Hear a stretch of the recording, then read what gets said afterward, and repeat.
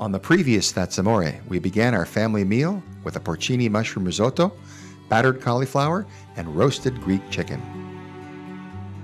Now we are going to make what is considered probably my most popular item and the item that I'm most proud of at my restaurant, and that is the meatballs. In Italian, they're called polpette. So these are nonna's polpette. This is Nonna over here, which is my mother, Connie. This is my dad, Joe. And they make meatballs for the restaurant to this day still. So we're just gonna, I'll tell you the ingredients here. Once again, all the ingredients are in the cookbook. I'm proud to give you this recipe because it's just fantastic, melt in your mouth meatballs. So in here we are in a food processor. We're gonna process what's called a mirepoix. And a mirepoix is carrots, celery, and onions, okay? So Mom, you're gonna throw that into the food processor. She's gonna add a little bit of garlic. I use turkey and pork. Just makes a huge difference in quality. So what we like about cooking with the family is we never fight when we're all in the same kitchen, right, Ricardo? Yeah, right. Dr. Phil, we might need an intervention. This is what you end up with, this pulp, and you're gonna mix that into the turkey and pork. So she's gonna mix that in, and this is one of the sort of secret ingredients that keeps your meatball very, very tender. So a little bit of salt and pepper she's gonna add in there. And Joe, what are you gonna add? Cheese. Yeah. This is Parmesan cheese, once again, ground Parmesan. Parsley. Yeah. You'll want Parsley. Eggs. Egg. Okay. And you mix that together. Yeah, a little bit, wait a minute. Okay. Wait a minute, Joe. Wait a minute. Okay. Yeah, she's in charge here. Okay. And then she knows what to do. She's adding about a quarter cup of milk there just for some moisture. This is where you adjust with your breadcrumbs depending on how thick or how thin your mixture is. Right. So here's your mixture. Don't be scared to use your hands also. Yeah, because it's hard with this. Yeah. So as you can see here, this is about the consistency you want. Now what we do at the restaurant is we're gonna roll about a golf ball sized meatball. So this is oil that we had here, and I didn't turn it on yet so I can touch it. I'm gonna need some oil in my hands. So there we go, just roll it up like that.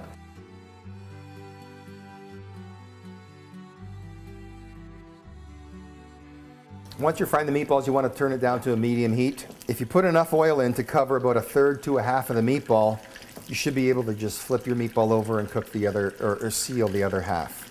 Now you can use tongs, but be very careful with tongs. We like using spoons and just sort of get right underneath it. You see how they're moving? You want them to move like that. That means they're not sticking on you. They're not going to fall apart. Correct. So now once we flipped them over, it's all we want to do is seal the other side, because the cooking process is going to happen in the wine and then in the tomato sauce afterwards.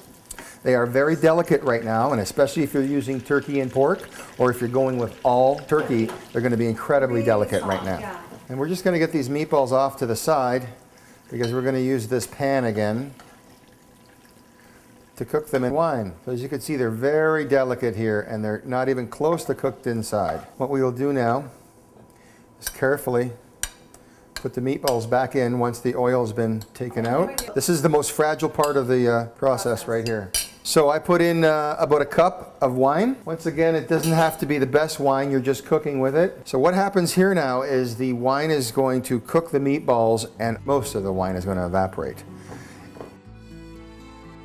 So we love arugula, and oftentimes a salad is the last course in the meal. And it's so funny because North Americans are so used to the first course. That's right. So simple arugula salad we're going to make here. We use fresh baby arugula, very readily available from May to October here in the Okanagan. Ma, can you hand me the finocchio? So I'm just going to shave the fennel. If you have a mandolin, by all means use one here, but Again, I don't. radishes are very Italian. I don't know if there's a salad at my parents' house without radishes in it. Olive oil. Once again, now that you're not cooking with olive oil, you want to use the very best olive oil you can get. Just going to squeeze it with a little bit of lemon juice in there. You could toss those in. Salt and pepper. Boom. You got yourself the best salad. The finishing touch here is a little bit of Reggiano cheese. We're going to bring out our other dishes right now that we did. If you recall our Greek chicken that we made, there's the cauliflower. As you can see, the wine is almost all evaporated now. Once the meatballs were done here, I threw them in a tomato sauce and into the mother sauce, correct. And then we just let them cook in there for a little bit longer for a nice, tender, succulent meatball. Over here, as the wine is evaporating and almost all gone, the pan will start making noise. Okay, that's an indicator. I always find that the food does talk to you, and this is definitely talking to you right now, saying, "Eat me quickly." This is saying, "Pay attention to me," because I'm about to burn if you don't pay attention to me. Mine never tells me that. That's why there's often smoke involved in mine. So what you have here, all this scrapings in the pan, do not throw that out. Put all of this, including the remaining liquid there, into your tomato sauce. It makes a huge difference. Awesome. You're going to cook these. These are sort of medium inside, almost finished. But when you throw them into your sauce, this is going to be your finished product right here. It's nonna's polpette. Come on, Joe. Oh, try a meatball. Okay, now we're going to make the most famous of all Italian desserts. It's called tiramisu. And we are going to start with my mother separating eggs. This uses mascarpone, which is a cream cheese from Italy. Usually the price will tell you on how much or how good the product is. You can't judge a book by its cover, but if you're paying at least 10 bucks for this, you're probably going to find that you're buying a high quality mascarpone. We have 6 yolks that we're going to mix with 1/3 cup of sugar. Right there, Ma. We're going to blend that to what's called a pale mousse. That's like a mousse without a tan. That's right. The other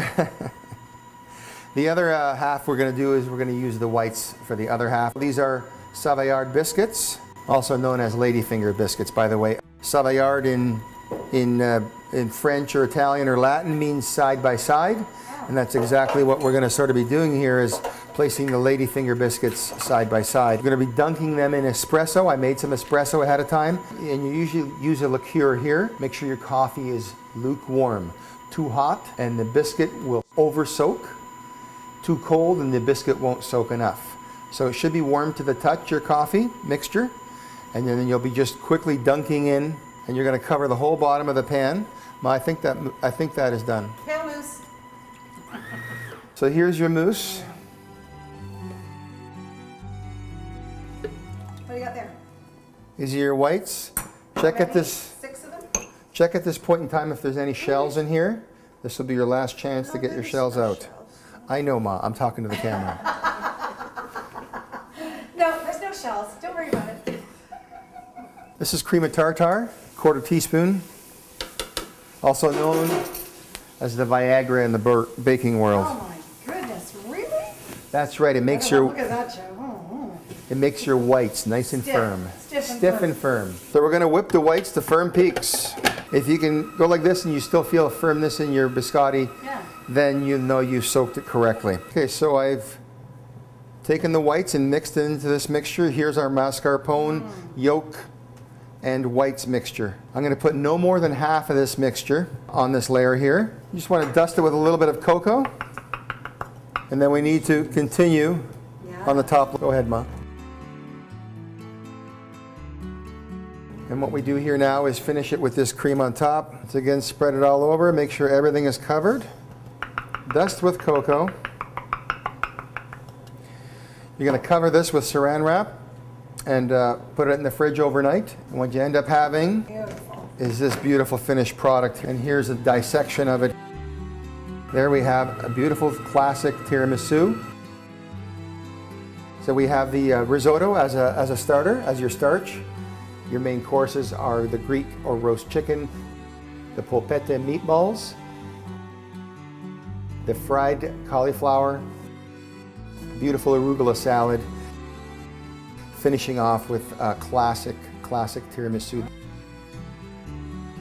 When the world seems to shine like you have too much wine, that's amore. That's amore.